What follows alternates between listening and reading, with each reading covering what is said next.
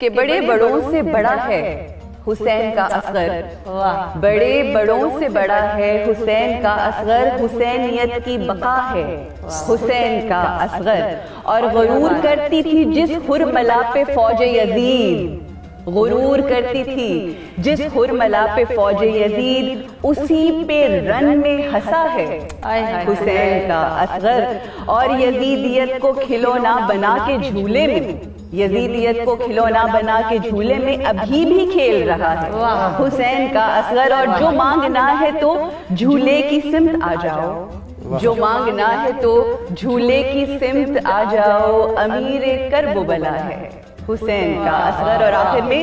کہ قدم اٹھا نہیں پایا مگر یزید تیرے،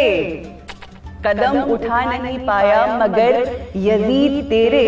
قدم اکھاڑ گیا ہے حسین کا۔ کیا بات! میں یہاں پر صرف دو جملے کہنا چاہوں گی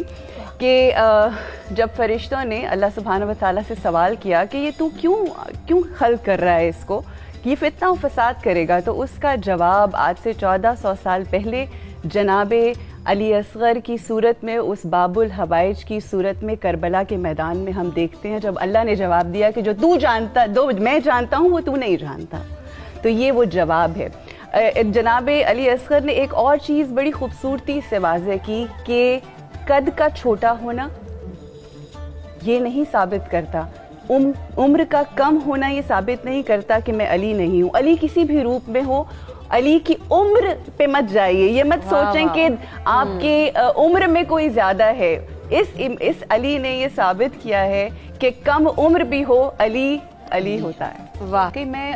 جناب علی اصغر کے حوالے سے جو یہ ذات ہے، 6 مہینے کا جو سن ہے، اس میں اگر ہم غور سے دیکھیں نا تو 3 لیسنز جو میرے شعور اور عقل کے مطابق جو سمجھ آتے ہیں ویری کوئکلی، وہ 3 جو لیسنز ہیں وہ ضرور، کیونکہ آج کے دن اگر ہم کوئی لیسن نہیں لے کر گئے تو نامکمل ہو جائے گا آج کا دن۔ سب سے پہلی بات مسکراہٹ، وہ نہ صرف باطل کے چہرے کے اوپر، میں سمجھوں گی شیطان بزرگ کے چہرے پر طفل حق نے ایسا تماچا مارا کہ جس کی لالی آج تک دنیا دیکھتی ہے اور اس پہ ہنس رہی ہے۔ ٹھیک ہے، ایک تو یہ بات۔ اب وہ مسکراہٹ بھی ایک بہت بڑا سمبل ہے، وہ مسکراہٹ سمبل اس طرح سے کہ کیسی بھی پریشانی ہو، کیسا ہی باطل کیوں نہ آ کے کھڑے ہو، آپ کو چہرے پہ مسکراہٹ لے کر جب آپ حق پہ ہیں تو آپ مسکراتے ہیں، اور کیسی بھی کوئی مشکل کیوں نہ آ جائے آپ نے مسکراہٹوں کا دامن تھام کے رکھنا ہے۔ کیسی بھی کوئی مشکل آ جائے، چاہے وہ عورت ہو، چاہے وہ بچہ ہو، چاہے وہ بزرگ ہو، چاہے وہ کسی بھی پروفیشن سے تعلق رکھتا ہو، یہ مثال ہمیں جناب علی اصغر سے ملتی ہے۔ ایک دوسری بات کہ جب حل من ناصر ینصرنا کی بات آتی ہے، جب مولا نے یہ استغاثہ بلند کیا تو لبیک یا حسین سب سے پہلے کہنے والا اس کربل کے میدان میں جناب علی اصغر تھے، اور وہ لبیک کس چیز کی تھی؟ وہ اطاعت حجت خدا کی تھی، کہ اٹ ڈزنٹ میٹر کہ کوئی 6 مہینے کا ہو یا کوئی 60 سال کا ہو، جب بات آتی ہے حجت خدا کی اتباع کرنے کی، اطاعت کرنے کی، تو ہر کسی نے ہاتھ بلند کر کے لبیک یا حسین کہنا ہے۔ اور تیسری اور بہت اہم بات جو آج کی، اب کل سے ویمنس ڈے بھی سٹارٹ ہو رہا ہے، آج کی عورت کے لیے ایک بہت بڑا پیغام ہے کہ جس نے تربیت جناب علی اصغر شکم مادر سے لے کے کربلا کے میدان میں 6 ماہ تک کیسی کی، کہ جب جناب سغرا کی گود میں ہے مدینے میں اور نہیں آ رہے محبت کی وجہ سے، تو امام حسین آتے ہیں جناب علی اصغر کے پاس، کیا کہتے ہیں کہ ہمک کے چھوٹا سا جو بچہ ہے وہ ان کی گود میں آتا ہے، یہ تربیت مادر ہے۔ ایک لمحہ۔ دوسرا لمحہ کہ جس وقت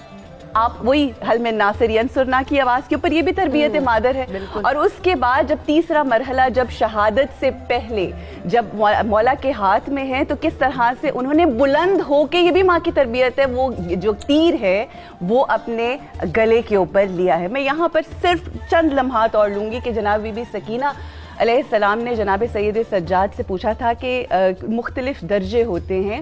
آپ کی پیاس کے، تو جو تیسرا درجہ امام سید سجاد جناب علی اصغر کی پیاس کا بیان کرتے ہوئے فرماتے ہیں کہ ایک درجہ ایسا آتا ہے پیاس کا کہ جب انسان کا منہ جو ہے وہ